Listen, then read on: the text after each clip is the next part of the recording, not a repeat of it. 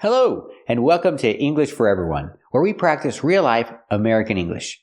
Today we're going to clear up some confusing vocabulary, so let's get started. Today we're talking about the verbs skin, scrape, and scratch, and the phrasal verb scratch up. So let's take a closer look. First, let's talk about the verbs skin and scrape. We can use both of them to describe this. He fell down and he skinned his knee. Or I can say he fell down and scraped his knee. I think skin is more common. I know what you're thinking. Skin, that's a noun. This is my skin. But it's also a verb, talking about this. If you fall down and scrape your knee, you can say you fell down and skinned your knee. Skin in the present, in the past, skinned. Scrape in the present, in the past, scraped. Example, he's crying because he fell down and skinned his knee. Or I can say, he's crying because he fell down and scraped his knee. Let's practice. Why is he crying? Did he fall down and skin his knee?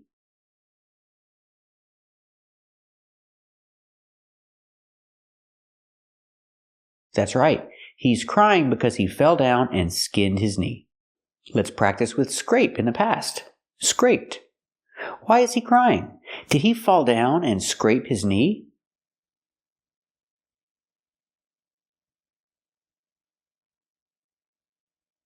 That's right.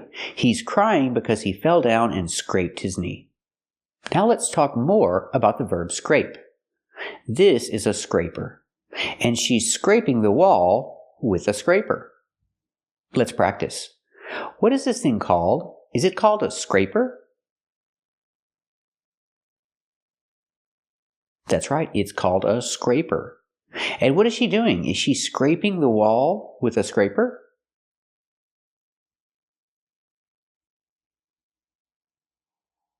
That's right, she's scraping the wall with a scraper. Now let's talk about how the verb scratch is different. She is scratching her arm. You see the lines on her arm? That's scratching. She's scratching her arm because it itches. Remember the verb itch. I itch and you itch, but it itches. Her arm itches. That's why she's scratching it. She's scratching her arm because it itches. When I link the sounds and say it together, it itches, it itches. You hear the T in it pronounced as a fast D. It itches. She's scratching her arm because it itches. Let's practice. Why is she scratching her arm?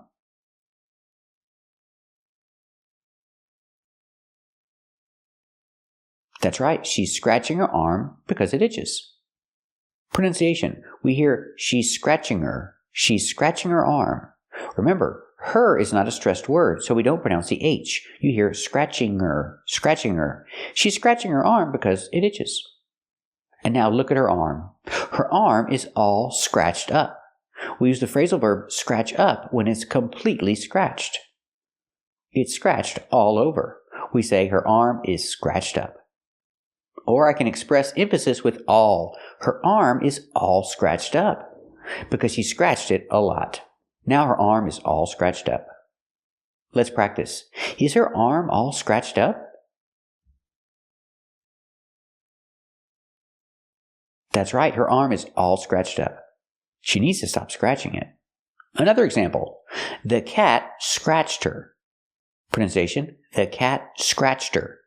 Not scratched her, but scratched her. Her is not a stressed word, so the H is silent. You hear scratched her. The cat scratched her. Or I can express the same idea in passive voice. She was scratched by the cat. She was scratched by the cat. Or I can say the cat scratched her. Let's practice. Did the cat scratch her? That's right, the cat scratched her. Was she scratched by the cat? That's right, she was scratched by the cat. Now let's talk about these tall buildings. What do we call these tall buildings? Do we call them sky scratchers or skyscrapers? We call them skyscrapers, not sky scratchers. These are called skyscrapers. Tall buildings are called skyscrapers. Let's practice. What do you call these tall buildings? Are they called skyscrapers? That's right, they're called skyscrapers. So remember the difference between these verbs, skin, scrape, and scratch. And also remember the phrasal verb, scratch up, because it's different. Thank you for watching, and keep watching to practice with more confusing vocabulary. Today we're going to learn some confusing vocabulary, so let's get started. Today we're talking about this word, shed. It can be a noun and it can be a verb. First, let's talk about the noun. A shed. It's a countable noun, so we have to use the article a. A shed. This is a shed. It's like a little house used for storage. You store things in a shed. Example, this is a shed, and I store my lawnmower in the shed. If I speak in general, I say this is a shed. But if I talk about my specific shed, I use the article the. I store things in the shed, or I store things in my shed. I store my lawnmower in the shed, and I keep my tools in the shed too. Let's practice. Do you keep your lawnmower in the shed? Very good. And what about your tools? Do you keep your tools in the shed too? Very good. Now let's talk about the verb shed. What does it mean? It means to give off. For example, a snake can shed its skin. The skin comes off. That's shed, the verb. Let's practice. Do snakes shed their skin? That's right. Snakes shed their skin. Another example, dogs and cats, they shed too. They shed their hair or they shed their fur. But you don't have to say hair and you don't have to say fur. You can just say shed. Cats shed and dogs shed. My cat sheds all over my couch. It's not a good thing. But it happens. Let's practice. Do cats shed?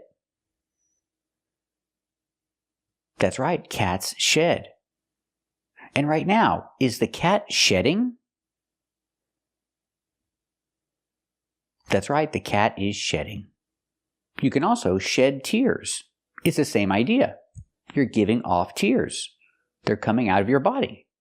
You can shed tears. Example. He didn't cry at all. He didn't shed a tear. Let's practice. Did he cry at all? Did he shed a tear? That's right, he didn't shed a tear. So remember, shed can be a noun and shed can be a verb.